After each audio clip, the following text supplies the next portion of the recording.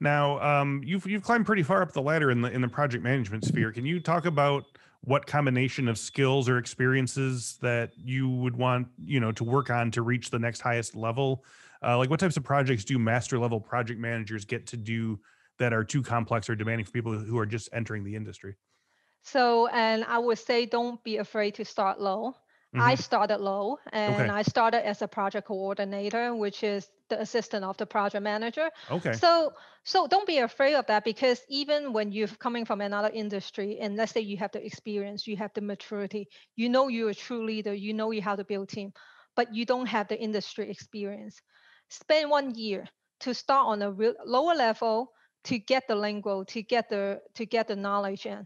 And once you get the language, you get the knowledge, and because you have your work ethic, and because you have whatever it takes to get the project done, you drive result. People can see that instantly. You will have that kind of connection.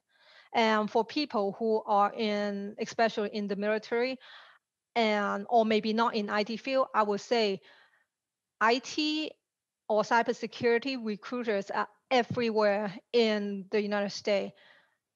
Update your resume, Yep. get help to update your resume, put it on Indeed, LinkedIn, Monster, whatever you Yeah. can think of, put it on there.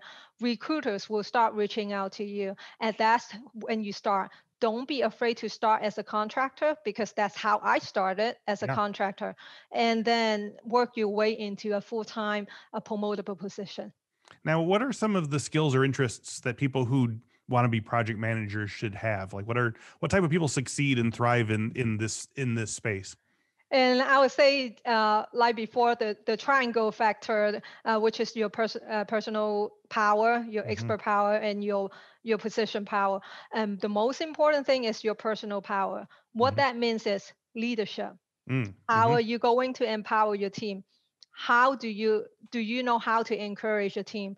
Do you know how to recognize give recognition when people are doing a good job, truly, wholeheartedly, not just a checkbox? Okay, I'm going to give you recognition because you do good. No, Yeah. literally understand what they do so good and stop bad culture. For example, Mm. point blaming. If you Yep. can do that and you can express that during the interview or during your job interview or whenever you pursue the next job in the project management world, and I can tell you many management are looking for that personality. They won't Yeah. tell you, but that's what they're That's looking what they're for. looking for. Yeah, Yep. absolutely. New episodes of the Cyberwork podcast are available every Monday at 1 p.m. Central. And don't forget to check out our hands-on training series, Cyberwork Applied. Each week, expert InfoSec instructors teach you a new cybersecurity skill and show you how that skill applies to real-world scenarios. Go to infosecinstitute.com/learn to stay up to date on all things cyberwork.